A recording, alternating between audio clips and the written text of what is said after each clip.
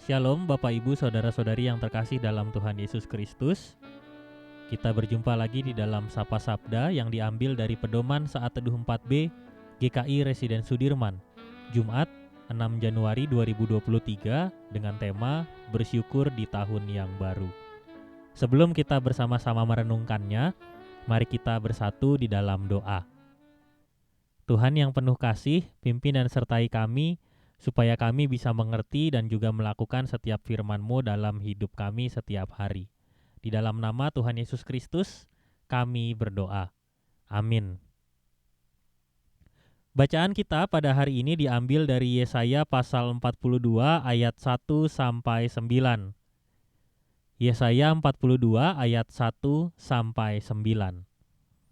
Lihat, itu hambaku yang kupegang, orang pilihanku, yang kepadanya aku berkenan. Aku telah menaruh rohku ke atasnya, supaya ia menyatakan hukum kepada bangsa-bangsa. Ia tidak akan berteriak atau menyaringkan suara atau memperdengarkan suaranya di jalan.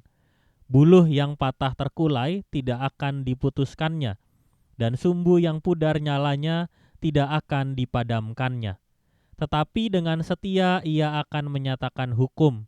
Ia sendiri tidak akan menjadi pudar dan tidak akan patah terkulai, sampai ia menegakkan hukum di bumi. Segala pulau mengharapkan pengajarannya.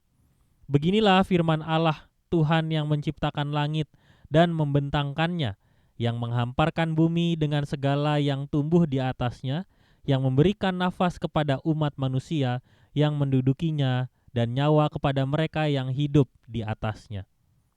Aku ini, Tuhan, telah memanggil engkau untuk maksud penyelamatan, telah memegang tanganmu.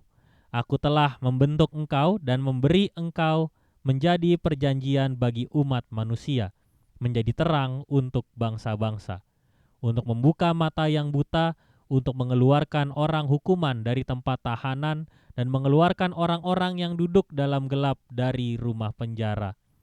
Aku ini Tuhan, itulah namaku. Aku tidak akan memberikan kemuliaanku kepada yang lain atau kemasyuranku kepada patung. Nubuat-nubuat yang dahulu sekarang sudah menjadi kenyataan. Hal-hal yang baru hendak kuberitahukan. Sebelum hal-hal itu muncul, aku mengabarkannya kepadamu. Demikianlah firman Tuhan. Berbahagialah kita yang mendengar dan melakukannya dalam kehidupan kita setiap hari. Haleluya. Bapak Ibu Saudara-saudari, di penghujung tahun 2022 kemarin, kita disajikan pertandingan-pertandingan sepak bola dalam rangka Piala Dunia. Di sepanjang turnamen, setiap tim berjuang, berlatih, dan belajar bekerja sama dengan baik. Setiap tim pasti berekspektasi untuk bisa menjadi juara. Namun, dalam turnamen tersebut, hanya akan ada satu tim saja yang kemudian keluar sebagai juara. Banyak tim yang kemudian harus pulang menelan ekspektasinya, tetapi hanya sang juara yang mampu menghadirkan harapan sesuai dengan kenyataan. Dalam kehidupan sehari-hari, kita merasa terkadang ekspektasi atau harapan itu tidak sesuai dengan realita atau kenyataan. Akan tetapi dalam hidup orang beriman, Allah selalu menghadirkan harapan yang diwujudkannya dalam realita hidup, yang kemudian membuat kita semakin mampu untuk bersyukur. Harapan dan kenyataan yang berbeda sesungguhnya sudah terjadi sejak lama, bahkan sejak zaman Nabi Yesaya. Bangsa Yehuda yang pada saat itu menjadi perhatian bagi Yesaya adalah bangsa yang tidak mudah berjuang mengejar harapan. Sesaat saja mereka mengingat janji dan nubuat dari Tuhan, namun kemudian mereka lebih sering melupakan Tuhan dan meninggalkannya. Yesaya melakukan tugas pelayanannya di tengah kehidupan bangsa yang karakternya seperti demikian. Namun, kondisi tersebut tidak pernah mengecilkan semangat Yesaya. Bahkan Yesaya terus dimampukan untuk menerima nubuat dan penyataan dari Tuhan. Pada ayat pertama sampai kelima, nubuat akan harapan itu disampaikan Tuhan kepada Yesaya.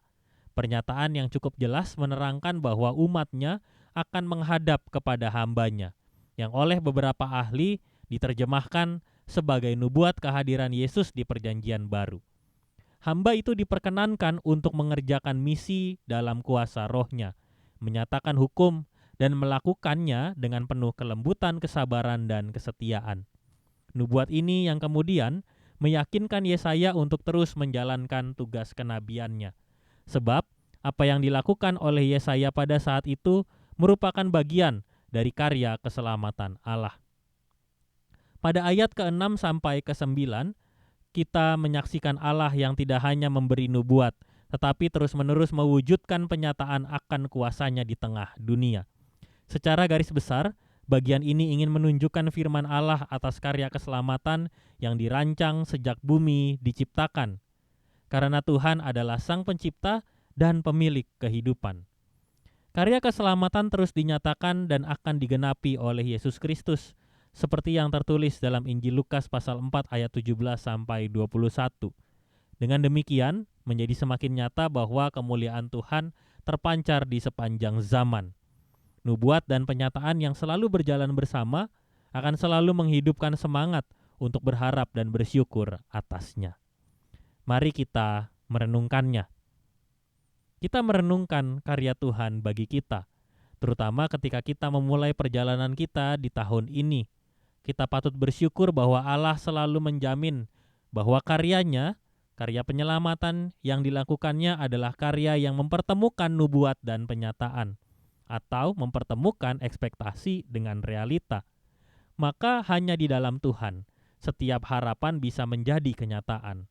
Dalam ungkapan syukur atas kuasa-Nya, janganlah melepaskan Tuhan dari seluruh rangkaian kehidupan kita. Jika pada tahun ini banyak harapan yang akan terwujud, mengucap syukurlah kepada-Nya.